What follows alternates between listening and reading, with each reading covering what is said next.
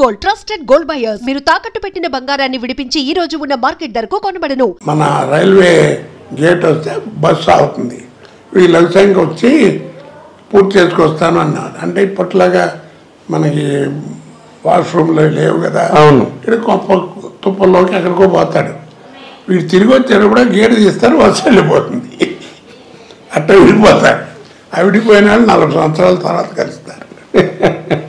And ఇద్దరు కబుర్లు చెప్పుకుంటారు.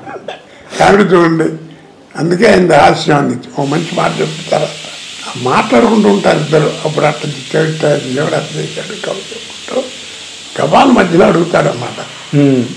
జనరల్గా రచన జరిగింది, మీ హస్బెండ్ ఎప్పుడు పోయాడు, మీ భర్త ఎప్పుడు పోయాడు, లేదా నీ వైద్యం ఎప్పుడు వచ్చింది, ఇలా ఉంటాయి కదా. ఆయన వాడతాడండి పదం, ఎంత గొప్ప పదం అంటే మాట్లాడుతూ అన్నట్టు నీ కళ తప్పి ఎన్నాళ్ళు అయిందంటాడు. కళ తప్పి నీ కళ తప్పి ఎన్నాళ్ళు అయింది, భర్త పోయి ఎన్నాళ్ళు అయిందని కానీ వైద్యం ఎప్పుడు వచ్చింది కానీ ఏముండదు. అదే మరి నీ కళ తప్పి. అంత మంచి మాట. ఆ తెలుగుదనం అంటే అదే మీరు అమ్మదనం అన్నారు కదా, అందుకు పడిపోయేది ఎవరైనా. ఆ క్యారెక్టర్ నా నోటంటే వస్తుంది అన్నమాట. ఆ రోజుల్లో నేను ఎన్నిసార్లు తలుచుకున్నాను. అందుకనే అప్పటి నుంచి నాకు ఆయనంటే నాకు తెలుగుదనాన్ని వాడతారండి. అదే తెలుగు మాటలు, తెలుగు నానుడులు, తెలుగు పడికట్టులు, మన ఇళ్లలో వ్యావహారికంగా మాట్లాడుకునే మాటలు, ఆ తిట్లు, గ్రామీణ వాతావరణంలో తిట్లు.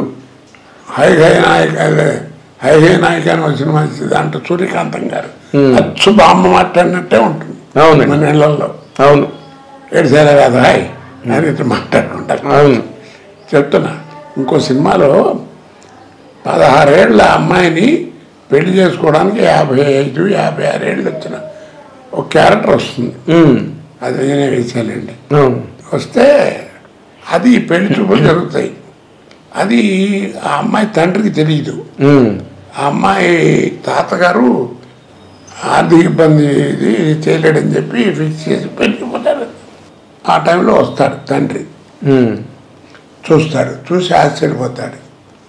రావయ్యారా, కరెక్ట్ టైంకి వచ్చాను అంటే తాంబూలాలు పుచ్చుకున్నా ఉంటాడు మధ్యవర్తి.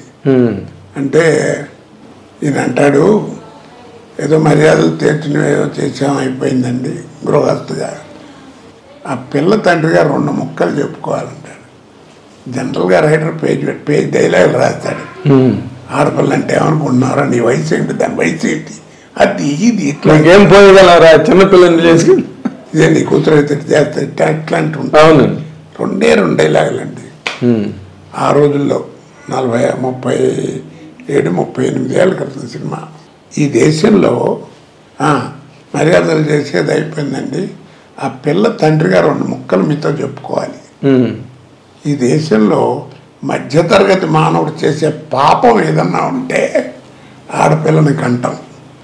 ఆ పాపం చేసింది నేను, శిక్ష నాకు వేయండి, నా బిడ్డకి వేయద్దంట.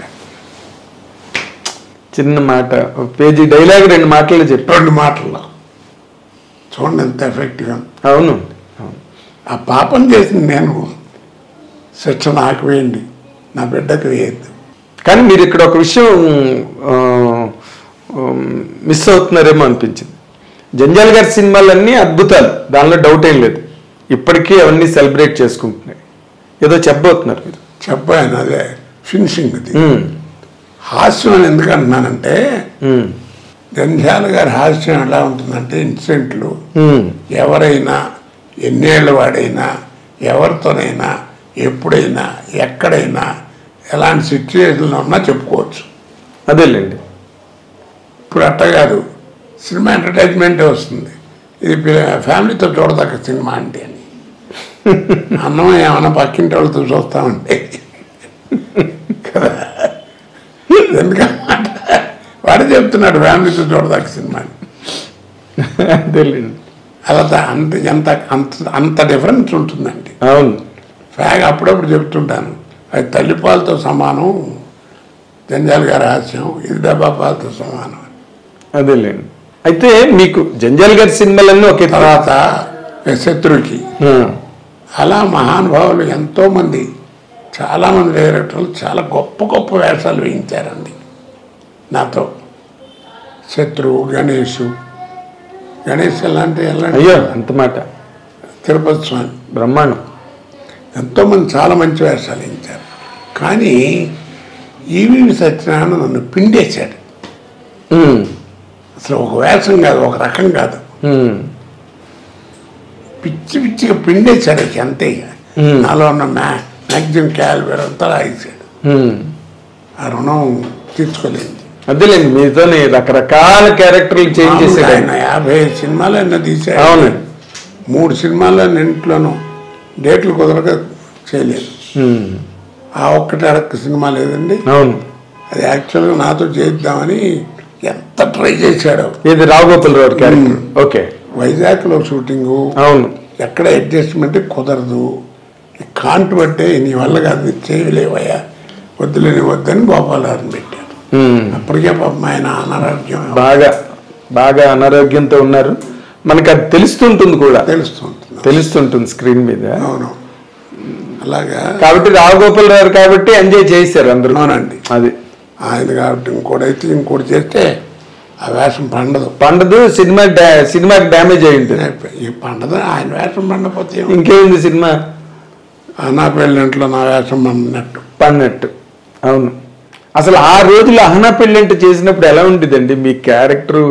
ఆ పిచ్చి క్యారెక్టర్ ఆ బస్ స్టాండ్ దగ్గర ఆ ప్రతిఘటన చేసిన తర్వాత వచ్చిందండి. అదే ప్రతిఘటన చేసిన కోట శ్రీనివాసరావు అనే నటుడు ఇందులో నీ క్యారెక్టర్ ఏంటి అసలు? ఆ క్యారెక్టర్ అండి ఆ వేషం చేసడానికి ఆ సినిమా తీసిన ఆ ఇంటి ఓనరు ఆయన తెలుగుదేశం ప్రెసిడెంట్ ఏదో కోట శ్రీనివాసరావు. ఆడైతే నేను అసలు ఇవ్వనని చెప్పి 4 రోజులు షూటింగ్ జరిగింది. అప్పుడు మానేశాడు. అప్పుడు ప్రొడ్యూసరు రామానాయుడు గారు ఆ సినిమా అట్లాంటిది ఏం కాదండి, ఈ సినిమా కాళ్ళు ఉంటుంది, నా మాట వినండి. ఒక రోజు చేసిన సినిమా మళ్ళీ చేయించాడు ఆయన కూర్చోబెట్టి. ఆయన అప్పుడు నమ్మి ఇచ్చాడు, కంటిన్యూ చేయించాడు. బంగ్లాదేశ్ సినిమా ఏమో అనుకున్నారు ఆయన అనుకుని గొడవ. అసలు ఆ సినిమా అసలు ఎట్లా అసలు ఆయన అదే చెప్పేదండి. ఆయన ఊహలకి ఇది మనం పట్టుకోలేము. అదే మీతో పాటు దాదాపుగా వచ్చిన వాళ్ళే కదా సుత్తి వీరభద్రరావు గారు, సుత్తివేలు. అవునండి. మీతో పాటు దాదాపు వెళ్ళినప్పటికీ సుత్తి వీరభద్రరావు, వేలు బాగా సెటిల్ అయిపోయారు. బాగా ఫైల్లో ఉన్నారండి. మీరు వెనకట్లో వచ్చారనుకోండి కొంత లేట్గా, బట్ మీరు వాళ్ళ ప్లేస్ ఆక్యుపై చేశారా? నేను అంటే ఆక్యుపై చేశారా అది కాదు కానండి, మొత్తాన్ని వచ్చిన తర్వాత కొంచెం వీరభద్రరావు కొంచెం ఎఫెక్ట్ ఇచ్చింది. వేషాలు ముఖ్యంగా జంజాల గారి వేషం, ఆ వేషాలు అడ్డం వల్ల పడేటప్పటికీ కొంచెం అదేనండి మీరు అన్నట్టుగా మీ నోటి మాట రకరకాలుగా మనం కామెడీ వెళ్ళని అసలు మీరు చెయ్యని క్యారెక్టర్ ఉందండి. అలాగే అంటే డైరెక్టరు రైటరు ఏ క్యారెక్టర్ అయినా మీ గురించి రాసుకోవచ్చు, ఎలాంటి క్యారెక్టర్ అని రాసుకోవచ్చు. మీకు అక్కడ దాకా ఎందుకండి, ఆడువారి మాటలకు అర్థాలు వేర్లే. మంచి వెంకటేష్తో చేసిన సినిమా అసలు ఎంత. మా అబ్బాయి ఆ సినిమా చేసి వచ్చిన రోజున వాడితో కూడా అన్నాను, నీతో మాట్లాడినట్టు ఉంది ఆ సినిమా అంతా అన్నది నా వేషం అని. కొడుకుని కేకలేస్తుంటాను. అవును చెప్తున్నా. దానిలో డైలాగ్ ఉంది కదా, నేనంటే నీకు అంత ఇష్టం ఏంట్రా, పోయే ముందు డైలాగు. అది చాలా గొప్పగా ఉంటుంది ఆ సీన్. అవునండి.